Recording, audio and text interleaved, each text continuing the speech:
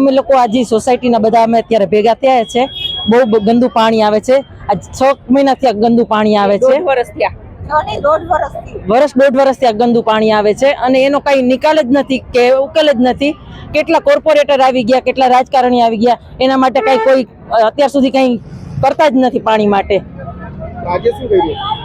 આજે અત્યારે અમે લોકો રસ્તા રોક્યા છીએ અમે કે કઈક ઉકેલ આવે આનો। તમારી માંગણી શું છે?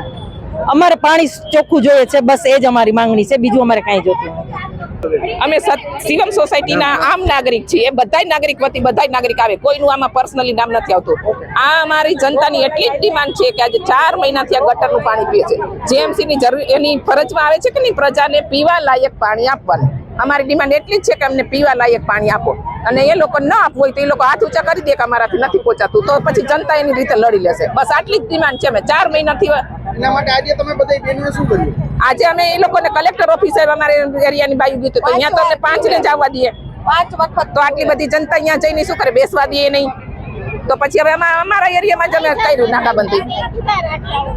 આટલી ડિમાન્ડ છે કે પીવા લાયક પાણી જનતાને જોઈએ છે, બીજું અમારે એનું કઈ નથી જોતું।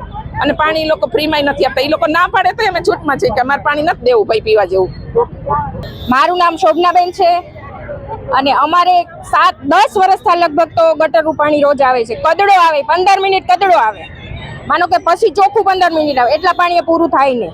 તો એના માટે અમે કરવું છે। અને જો રજૂઆત અમે બધી જગ્યાએ કરી, કોઈ અમારું સાંભળતું જ નથી। અમારી શેરીમાં ખાડા કરી ગયા છે, અત્યારે પાણાના ઢગલા પડ્યા છે, છોકરા કેટલા પડે છે અને વાગે છે, તો એ પાણા ભરવાનું કઈ બંદોબસ્ત કરતા નથી। એના માટે અમારે કરવાનું શું? આજે શું કર્યું? આજે કઈ નથી કર્યું। આજે ગટરના પાણી માટે અમે બધા સંગઠન ભેગું થયું ને કીધું હવે આનો કઈક નિકાલ તો કરવો જ પડશે। તે સિવાય તો હું બીજું તો અમે કરી શકીએ? આ કાર્ય કરવા માટે એને સરકારે રાખ્યા હોય તો એને કરવું પડે કે નહીં? એની ફરજમાં આવે કે નહીં? તો એને સમજવું ના પડે?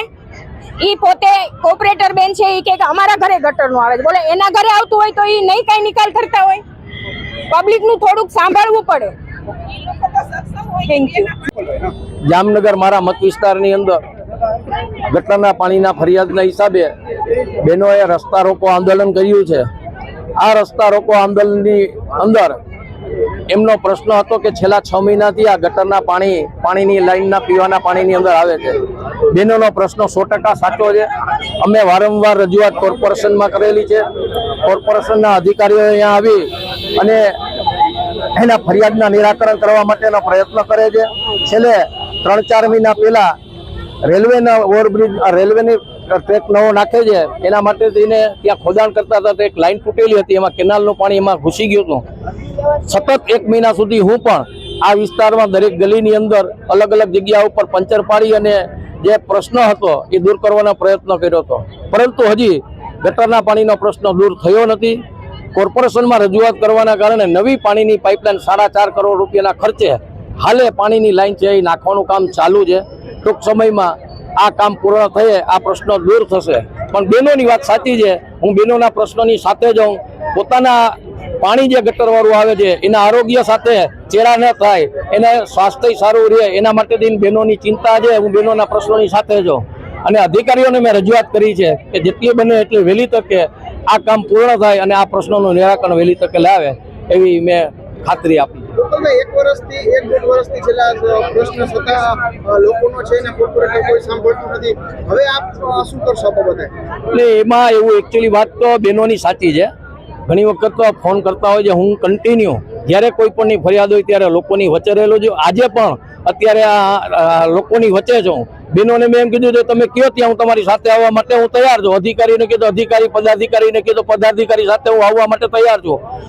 લોકોનો પ્રશ્ન એ મારો પ્રશ્ન છે, બહેનોનો પ્રશ્ન 100% સાચો છે અને એના પ્રશ્નોની હું સાથે છું।